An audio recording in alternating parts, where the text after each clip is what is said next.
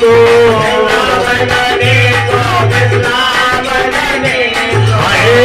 वृंदावनी को, वृंदावनी को,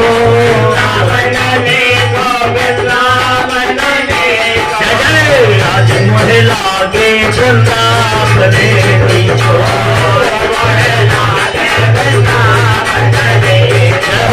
आज मोहे लागे वृंदावनी को,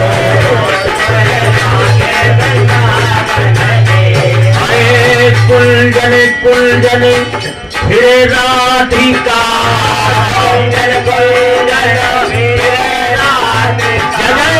कुंजन कुंजन फिरे राधिका,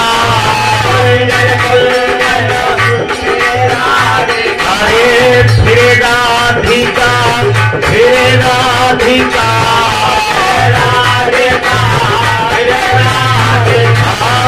कुंजन कुंजन फिरे राधिका,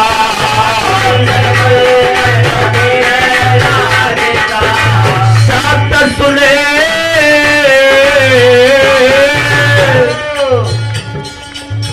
सत सुने मुरली को, आज मोहे लागे वृंदावनी को,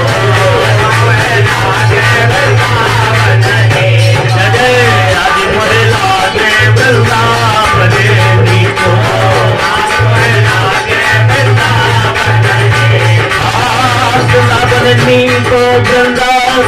वृंदावनी को, वृंदावनी को, वृंदावनी को,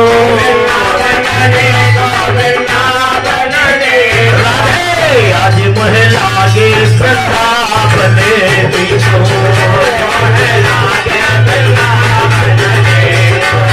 आज मोहे लागे वृंदावनी को, अरे सुरश्याम भगवान भजन करो,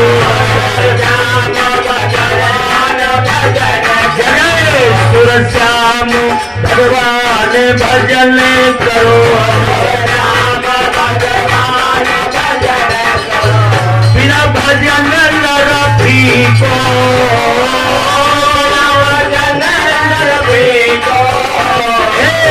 आज मोहे लागे वृंदावनी को, आज मोहे लागे वृंदावनी को,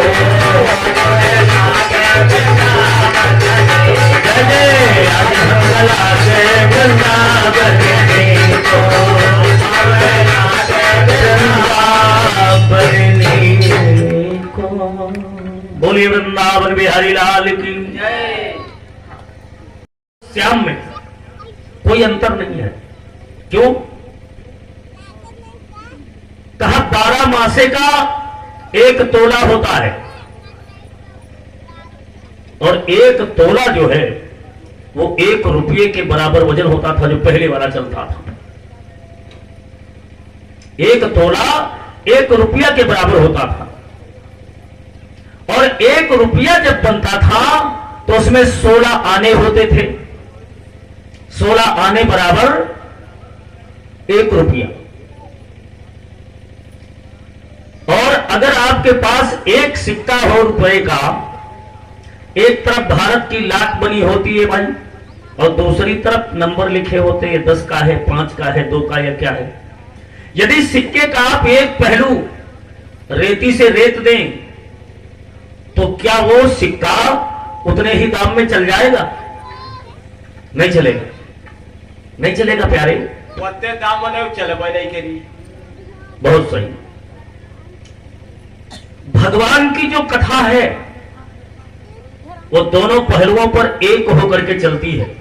जो राम है वही मेरा घनश्याम है, और जो घनश्याम है वही मेरा राम है।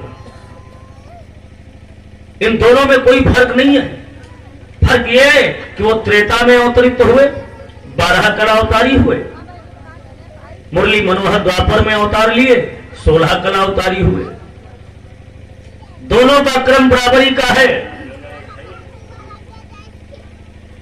और गौर करना, अभी आपने कथा श्रवण की कि भगवान कन्हैया ने बहुत छोटी सी उम्र में एक पूतना नाम की राक्षसी का वध किया। किसका वध किया है? पूतना का। पूतना, पूतना नाम की राक्षसी का। आइए भगवान राम की कथा में देखें। दशरथ जी महाराज जिस समय तीनों रानियों को खीर का बंटवारा कर दिया, कल यहीं तक आप लोगों ने कथा सुनी थी रात में, और खीर का बंटवारा करने के बाद जब वो पात्र वापस लेकर के गए, जिस थाली में खीर लेकर के आए थे, तो श्रृंगी ऋषि महाराज कहने लगे, राजन प्रसाद वितरण कर दिया? बोले हां। कहा आपने प्रसाद को पाया? बोले नहीं। कहा यही अनर्थ कर दिया। कहा देखो थाली के पात्र में अगर कुछ बचा हो या लगा हो उसे आप पालें। दशरथ जी ने उस पात्र को पोंछ करके जो पाया, तो जो रावण की अम्मा केकसी कौशल्या का रूप धारण करके दशरथ जी महाराज के अंश को हरण करके ले गई थी, अग्नि देवता वही तो लेकर के अयोध्या में प्रकट हुए थे। संत और विद्वानों ने उस पर पर्दा डाला कि ये खीर है, ये हव्य है, ये पायस है, समझ गए। लेकिन वजनंती मामला जो है वो वही था। तब खोई हुई ताकत दशरथ जी महाराज की वापस पुनः शरीर के अंदर प्रवेश करती है। यज्ञ का पारायण होता है, संत और विद्वानों की विदाई होती है। राजा फुर्सत पा करके जब अपने महल के अंदर पहुंचे, तो प्रथम रात्रि कौशल्या रानी के महल में प्रथम रात्रि का पहला पहर व्यतीत किया, दूसरी रात्रि का द्वितीय पहर कैकेयी के राजमहल में व्यतीत किया, तीसरी रात्रि का अर्धरात्रि के बाद में दोनों पहर सुमित्रा महारानी के महलों में व्यतीत किया। समय व्यतीत होता जा रहा है। बाबा गोस्वामी तुलसीदास जी लिखते हैं रामायण में बहुत सुंदर भाव से, ये बात याद रखना, यही साथ देगी। प्रथम रात्रि का पहला पहर, दूसरी रात्रि का द्वितीय पहर, और तीसरी रात्रि के आधी रात के बाद के दोनों पहर सुमित्रा के राजमहलों में दशरथ जी ने अपने समय को व्यतीत किया। बालाजी लिखते हैं रामचरितमानस में कि जा दिन ते हरि और गर्भ ही आए, ते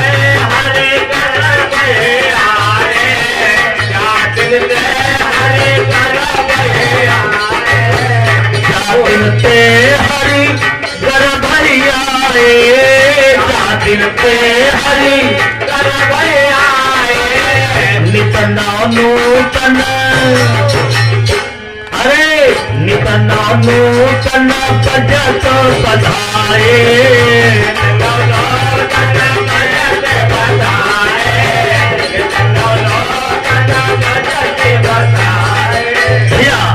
जा दिन ते हरि गर्भ ही आए, नित नव नूतन, नित माने रोज, नव माने नए नए, नूतन माने महलों में बजती बधाए, आनंद की बधाइयां बज रही हैं। क्यों? अयोध्या में कुछ नया होने वाला है। अयोध्या में वर्षों से जो बेलियां सूखी पड़ी हैं वे सब हरी होने वाली हैं।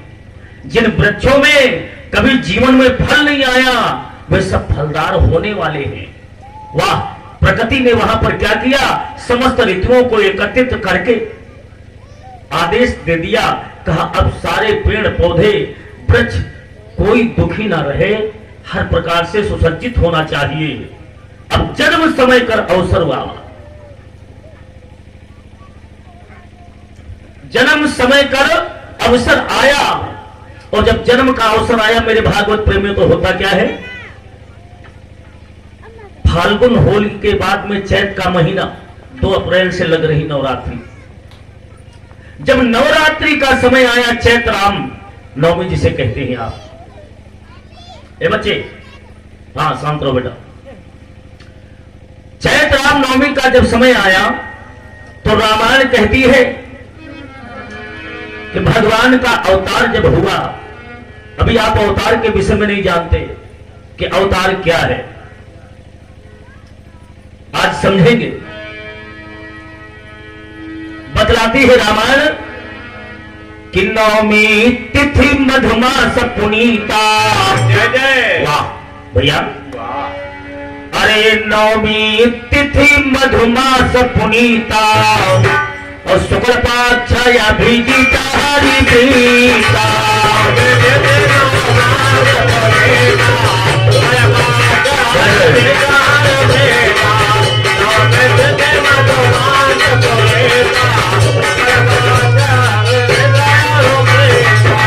नवमी तिथि मधुमास पुनीता।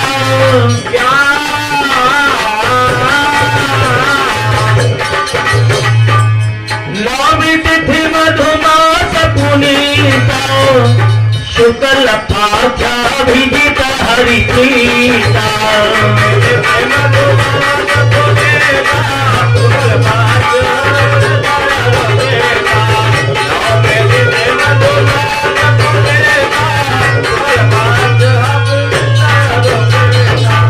नवमी तिथि मधुमास पुनीता। वाह, चैत का महीना है, तिथि नवमी है, शुक्ल पक्ष है, अभिजित योग है। और अभिजित योग लगता कब है? दिन में 11:36 से और 12:23 तक अभिजित मुहूर्त रहता है।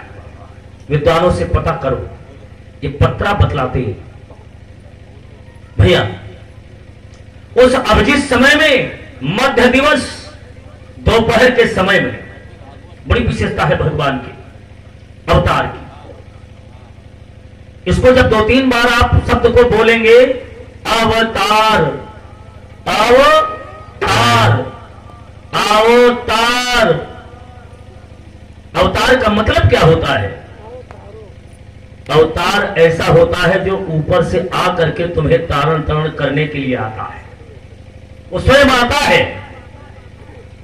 और प्रकट जो होता है वो दिव्य शक्ति होती है, तार से प्रकट हो गई, जिसकी कोई दिशा नहीं होती है आने की, पता नहीं कहां पर प्रकट हो जाए, उसे प्रकट कहते हैं। अवतार जब होता है तो अपने भक्तों का तारण तरण करने के लिए परमात्मा आता है।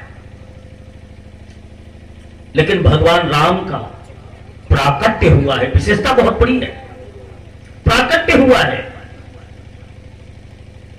भगवान राम का प्राकट्य हुआ। रामचरितमानस कहती मैंने कथा भय प्रकट कृपाला दीन दयाल, प्रकट हुए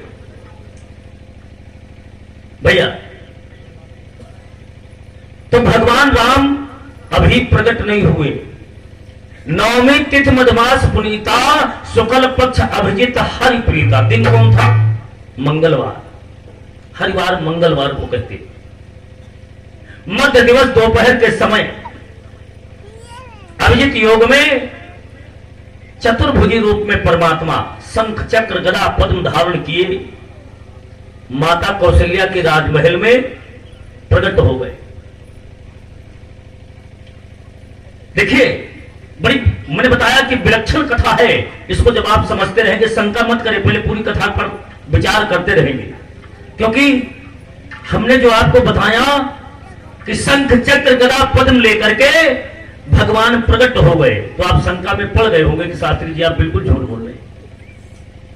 लेकिन जब समझोगे तो ये झूठ किनारे होगा, सत्य तुम्हारे अंदर होगा।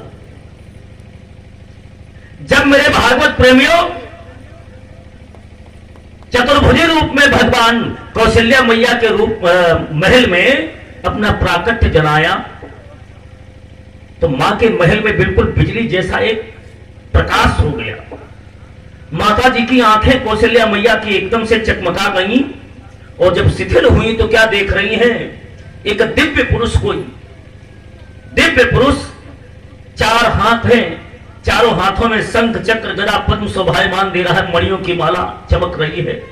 ओह, बहुत सुंदर मुकुट है कांतिमयी, जिस पर नेत्र नहीं ठहर रहे। मैया कौशल्या भयभीत हो रही है कि आखिर ये कौन पुरुष है।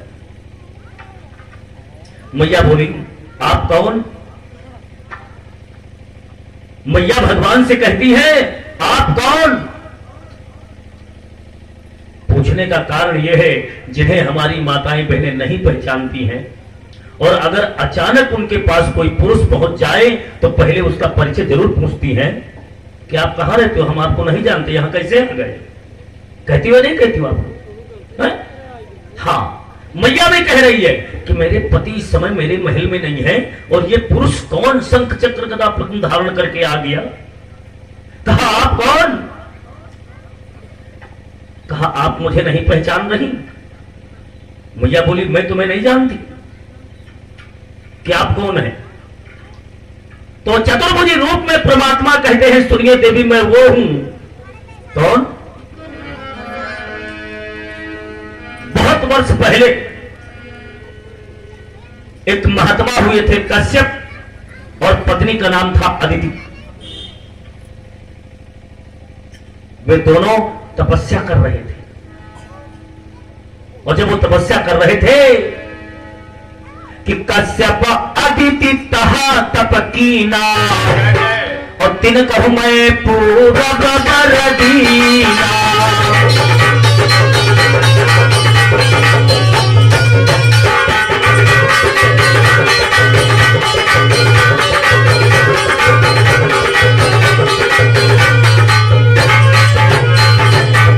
यहां पर मनु की बात नहीं है, क्योंकि एक त्रेता में भगवान राम के 4 अवतार हुए हैं।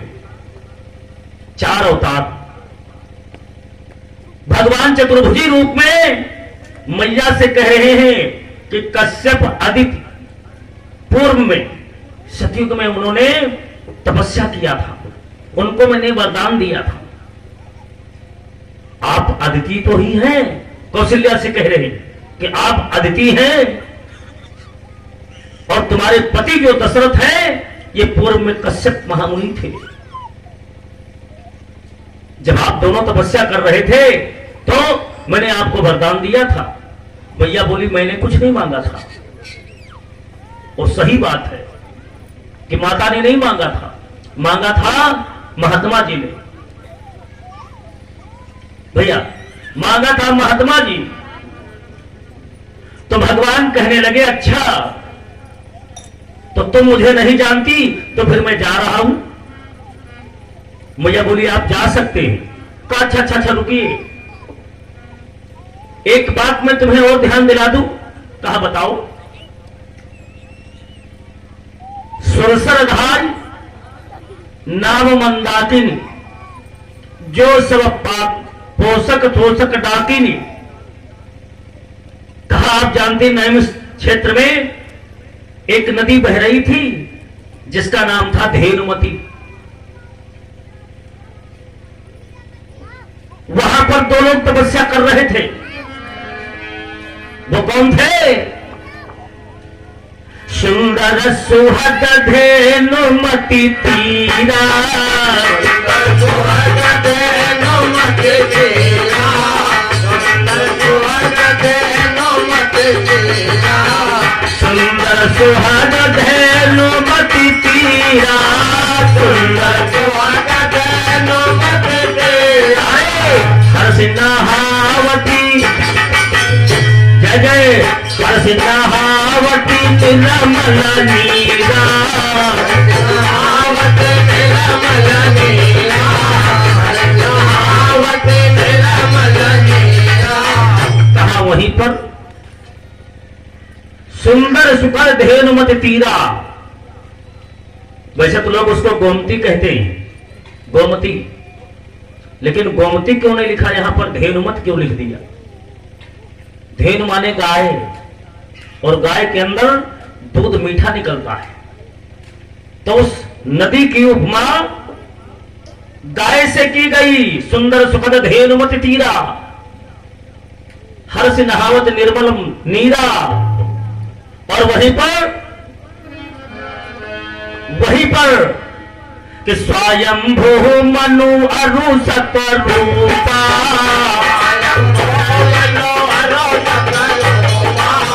स्वयंभू मनु अरु सतरूपा, स्वयंभू मनु लागे करने, अरे लागे करन तह पे तप भूपा, लागे करन तह पे तप भूपा,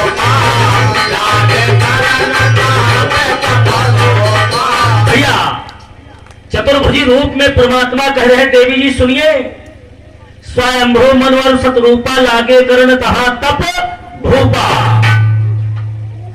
धेनुमती नदी के किनारे स्वयंभू मनु महाराज और उनकी पत्नी सतरूपा तपस्या कर रही थी। कहा उनको भी मैंने पूर्व में वरदान दिया। आप ही के तो पति ने वरदान मांगा था। कहा क्या मांगा था? कहा उन्होंने कहा था कि प्रभु चाहूं सुत तुम्हीं समाना। कहा उन्होंने मेरे समान पुत्र मांगा था। आज मैं पुत्र बनकर के तुम्हारा आया हूं। तो मैया कौशल्या कहने लगी तुम पुत्र कहां हो? आप तो इतने बड़े हैं, शंख चक्र गदा पद्म सब चार हाथ और 4 आयुध हैं, और पुत्र जो है छोटा होता है। भगवान कहने लगे नहीं, आप मेरी माता हैं। मैया कौशल्या कहने लगी बस मुझे माता मत कहना। कहा क्यों?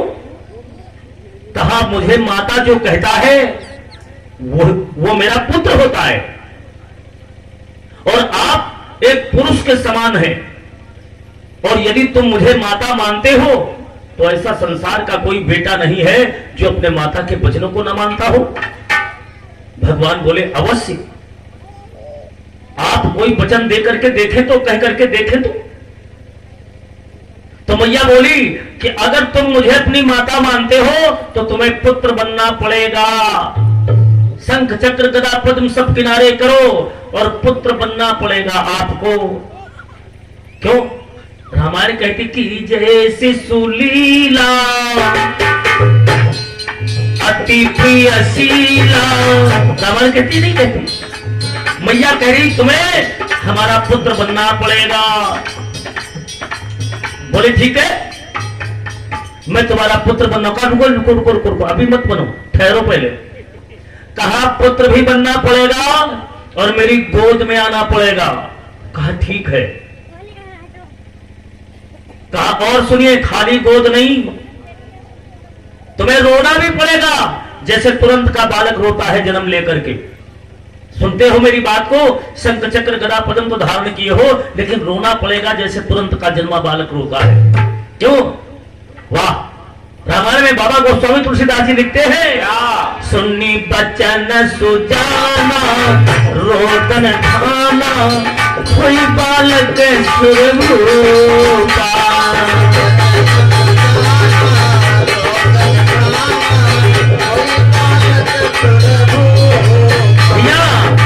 कहा तुम्हें रोना पड़ेगा। बोले ठीक है मैया, हम रोएंगे भी। बस जब वचन पूरा हो गया तो चतुर्भुजी रूप का परित्याग करके परमात्मा खड़ी दोपहर में 12 बजे दिन में कौशल्या के गोदी में बालक बन करके आ गए। बोलो सच्चिदानंद भगवान की। दिन मंगलवार है, तिथि नवमी है, मध्य दिवस का समय है, दोपहर का। कौशल्या के राजमहल में परमात्मा चतुर्भुजी रूप में आया, लेकिन माता के वचनों पर उसे बालक बनकर के रोना भी पड़ा। दिन बृहस्पतिवार, तिथि 10वीं। कैकेयी के राजमहल में श्री हरि विष्णु भगवान भरत के रूप में जन्म लिए, क्योंकि परमात्मा अजन्मा जो है, जो कभी जन्म नहीं लेता, वो श्री मन नारायण महाप्रभु जो है राम के रूप में कौशल्या के वहां बालक बनकर के आया। और जो विष्णु हैं वो गर्भ के अंदर आए थे कि जा दिन ते हरि गर्भ ही आए। हरि का मतलब है भरण पोषण करना। जो भरण पोषण करने वाला वो विष्णु है।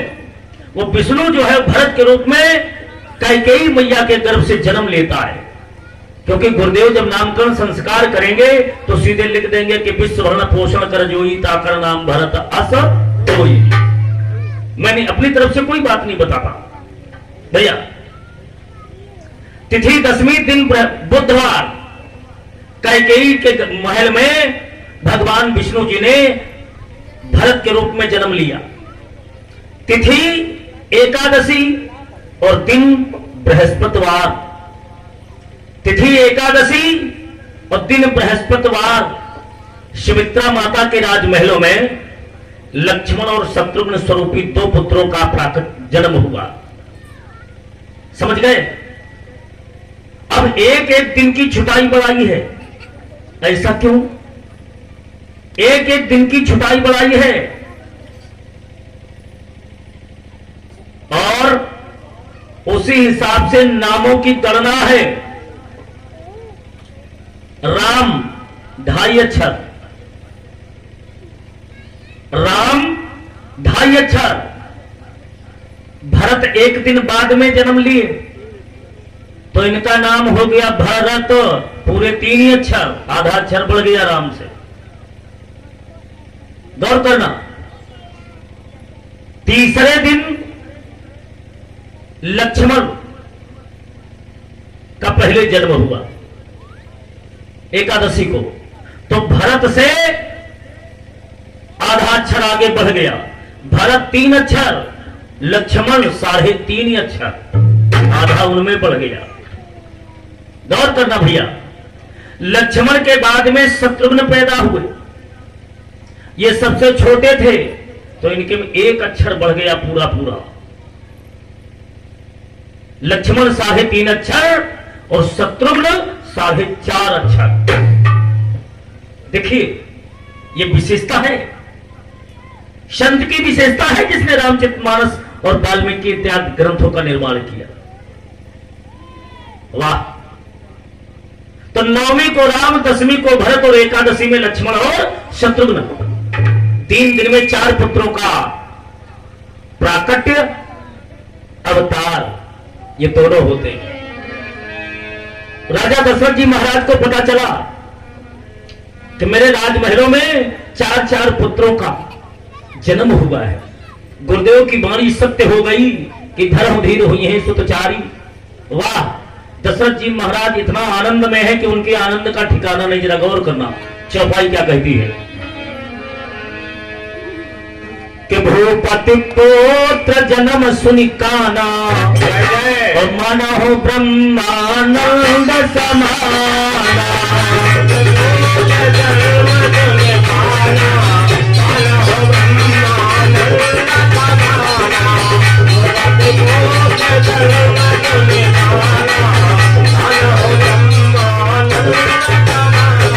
भैया आप लोग जानते हैं चौपाई कहती मानव ब्रह्मानंद समाना।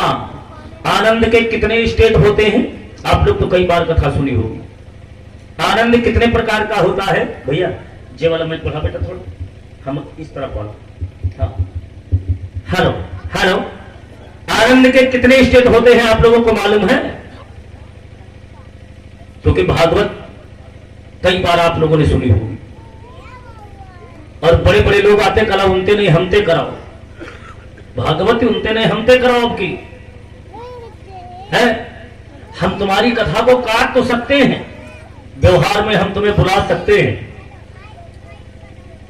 लेकिन कथन में हमारे तुम्हारे जमीन आसमान का फर्क पड़ेगा। इस चक्कर में मत रहे भैया। आनंद के 4 स्टेट होते हैं और वो भी जानेगा कौन? जो इसका जानने का इच्छुक होगा।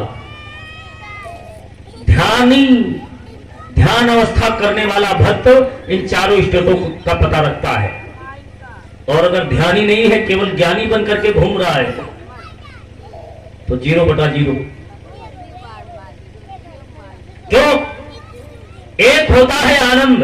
आप रास्ते रास्ते जा रहे हैं, रास्ते में पंडित जी मिल गए, आपने पैर छुआ, पंडित जी बोले आनंद करो भैया, आनंद करो, आनंद करो, आनंद करो। आनंद का करी? घर वाले निकलने की रोटी नहीं, होरी आ रही, तन पर कपड़ा नहीं। अब आप बता रहे हो आनंद करो, आपके लिए कहते आनंद हो जी, या तो इंतजाम करो तो हम आनंद करते जाई। बात मेरी समझना। नंबर 1 आनंद ये है। आप रास्ते में मिले, हमारी आपकी राम राम हुई, आपने कहा भाई शास्त्री जी सब बढ़िया। मैंने कहा हाँ दादा सब आनंद है। मैंने कहा सब आनंद है।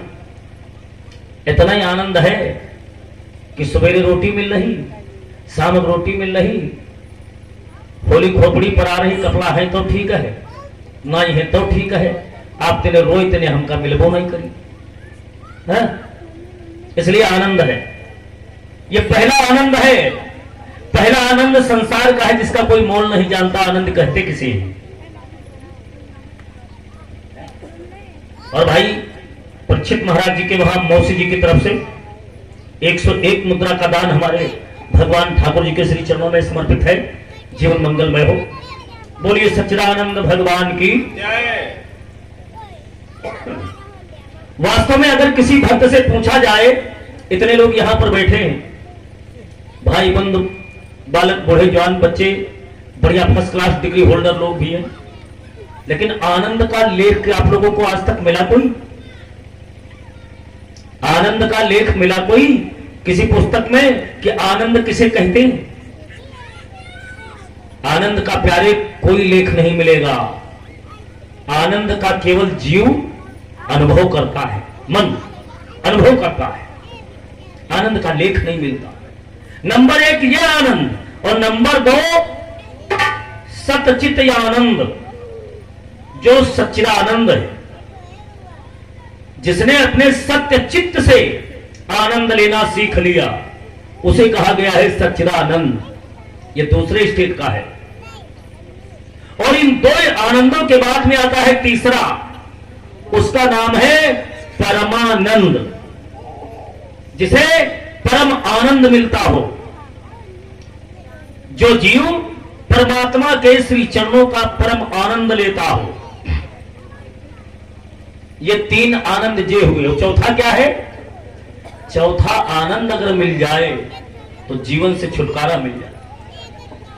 भैया, चौथा आनंद अगर मिल जाए तो मेरे जीवन का मोक्ष हो जाएगा। चौथे आनंद का नाम है ब्रह्मानंद। चौथा आनंद है ब्रह्मानंद। और ब्रह्म आनंद में जब जीव पहुंच जाता है तो काल भी इसका कुछ नहीं कर सकता। क्यों? कहा गया है, जप मरे या जपा मरे, यानी जप भी मर जाएगा, अजपा भी मर जाएगा, जहां पर जिह्वा नहीं चलती। जप मरे या जपा मरे, अनाहत हूं मरी जाए। जो 11 प्रकार के नाद सुनाई देते हैं इसके अंदर, क्या है? समझदार लोग जलाया करो, बच्चों के चक्कर में ना पड़ा करो, उनको क्या मालूम है कहां जला के फेंक दे।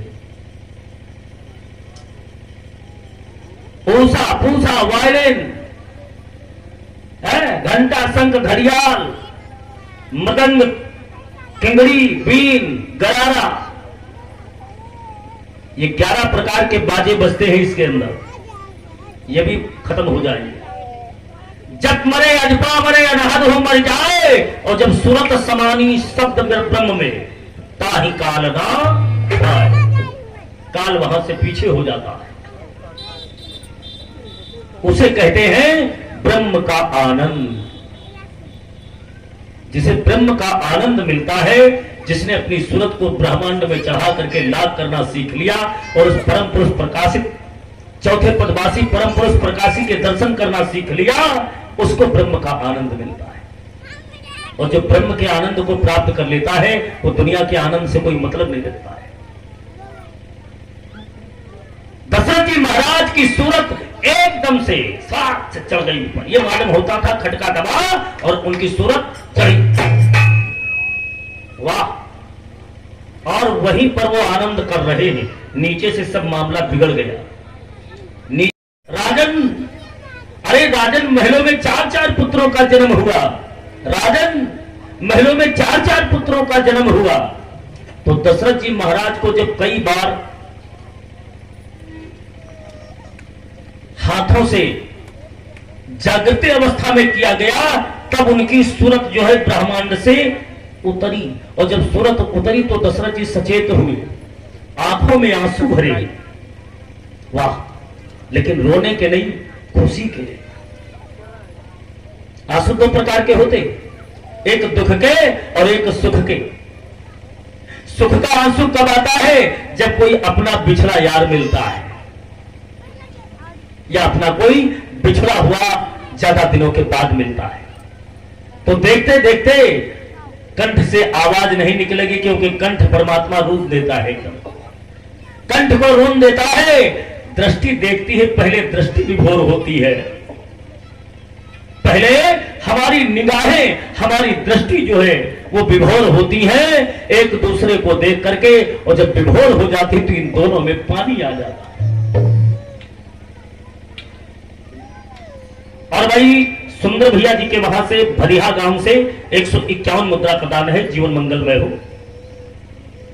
तो पहले हमारी आंखें विभोर होती हैं, और जब आंखें विभोर होती हैं, जब तक विभोरता नहीं होगी इसके अंदर, तब तक इसमें आंसू पानी नहीं आएगा, सुखी रहेगी।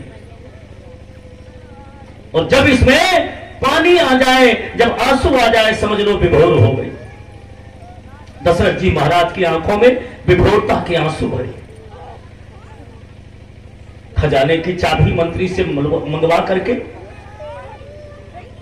और कहा, मंत्रीवर जाओ, हीरा मोती पन्ना पुखराज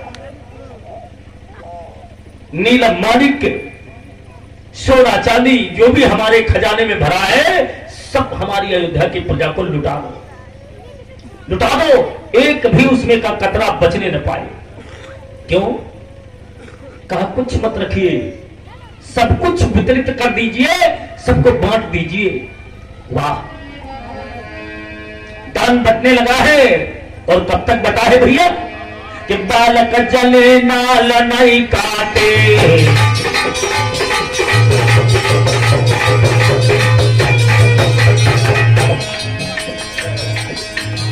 अरे बालक जले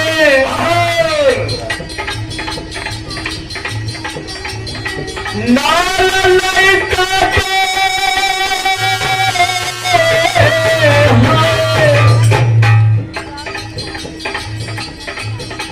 नाल नहीं काटे, और तब तक काल यथा विधि बाटे, तब लोगान भूत मिले काटे।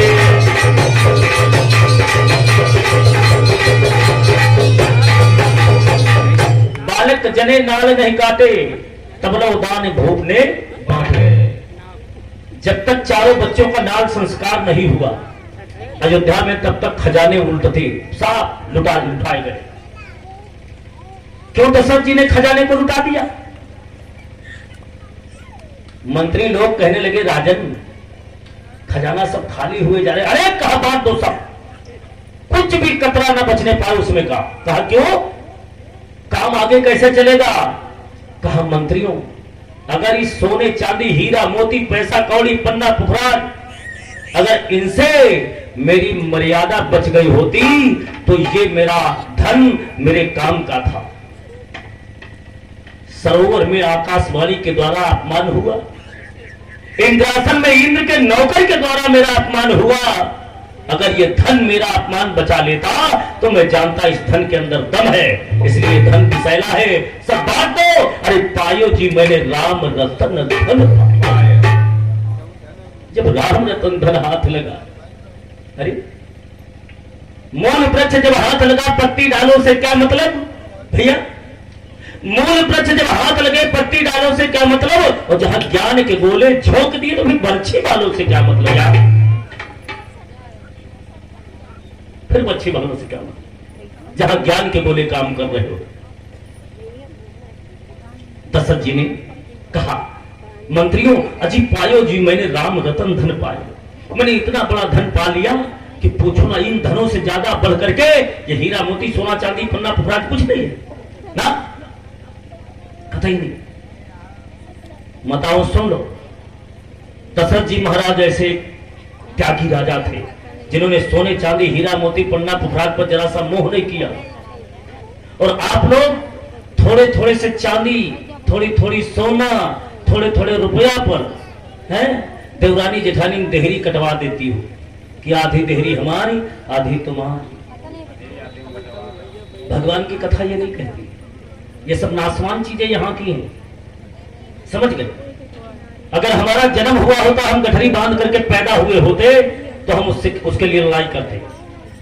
और जो यहां मिला है उसके लिए लड़ रहे यार, ये भी जानते कि यहीं पर छूट जाएगा, ये मेरे साथ भी नहीं भेजा जाएगा। तो जो चीज तुम्हारे साथ ना आई है और ना जा सके, उसके लिए लड़ाई करना किस बात की? बिल्कुल बेकार है भाई, उसके लिए लड़ाई किस बात की? कोई बात की लड़ाई नहीं। इसलिए दशरथ जी महाराज बोले, पायो जी मेरे राम रतन धन पायो। अच्छा, खजाने का माल सब खत्म हो गया, बट गए। अयोध्या के समस्त लोगों को, प्रसारी प्रजा को पता चल गया कि अयोध्या के राजमहलों में 4 कुंवरों का प्राकट्य जन्म हुआ है। मेरे राजा बाबूजी के वहां 4 पुत्र पैदा हुए, जो एक पुत्र के लिए तरसते थे। सारी जनता चल देती है भैया, सारी प्रजा चल देती है, और आकर के दशरथ जी महाराज के महल के सामने खड़ी हो जाती, लाइन लगा करके, सरयू से लेकर के, और भगवान राम का जहां पर जन्म वाला महल है कौशल्या महारानी का, वहां तक लाइन लगी थी, और सब दान के भिखारी थे। तो दशरथ जी ने सबको दान एक साथ में देना चालू किया। वो दान कैसा बट रहा था? बाबा गोस्वामी जी रामायण में लिखते हैं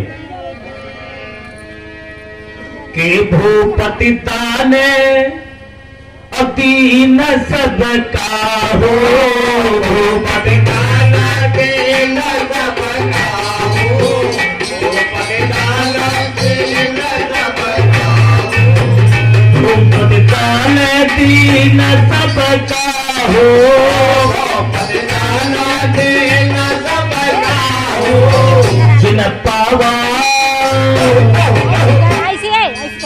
जिन पावा है राखा नहीं पाहो, जिन पावा नहीं पाहो, जिन पावा राखा नहीं पाहो, भूपति दान दीन सब काहू, और जिन पावा राखा नहीं काहू।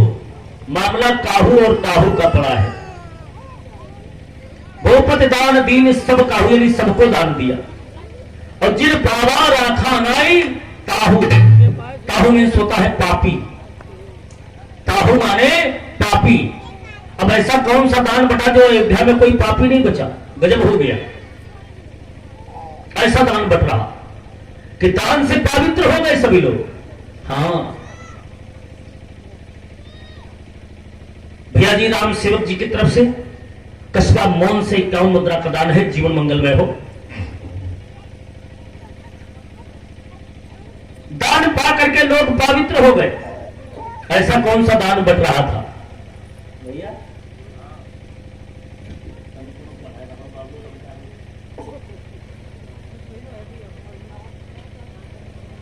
ऐसा दान बट रहा था कि जो भी अयोध्या का व्यक्ति दान को ले लेता है, वो ताहू माने पापी नहीं रहता, वो भी पवित्र हो जाता है।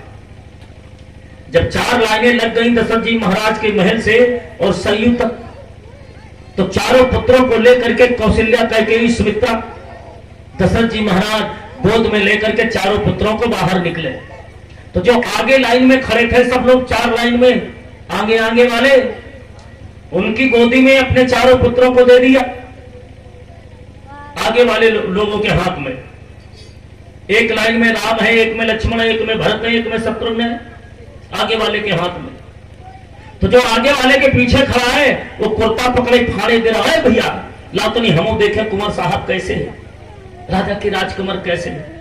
उनने उसके हाथ में दे दिया, उसके पीछे वाला पखौड़ा फाड़ रहे, भैया लाओ तो हमो दर्शन कर ली, राजा के राजकुमार कैसे है। भूपति दान दीन सब काहू। बोलो वृंदावन बिहारी लाल की। भगवान के लिए जब कथा में यहां जाओ तो देवरानी, जेठानी, सास, बुआ कौनों के पैर न छुओ, क्योंकि वहां पर परमात्मा की मूर्ति होती, उनके आगे कौनों पैर छुए न करो। छुओ तो मालिक के छुओ। ये ज्ञान है आप लोगों को, ये मत सोचना मुझे देख करके कह दिया ना। अगर तुरंत बताया नहीं जाएगा तो फिर आनंद नहीं आएगा। अब यहां कोई भगवान से बड़ा वाला अगर बैठा हो तो उसके पैर छुए जाए अच्छा है, लेकिन परमात्मा से बड़ा कोई नहीं। और ये भाई हमारे परीक्षित बालाजी की तरफ से कल्लूराम यादव जी, जिनकी तरफ से भगवान के श्री चरणों में 501 मुद्रा का दान है। जीवन मंगलमय हो, परमात्मा सुख और शांति प्रदान करता रहे। बोलिए सच्चिदानंद भगवान की। ऐसी जन हमारे चैनल को सब्सक्राइब करें और वीडियो सबसे पहले अपने मोबाइल पर पाने के लिए बेल आइकन को दबाएं।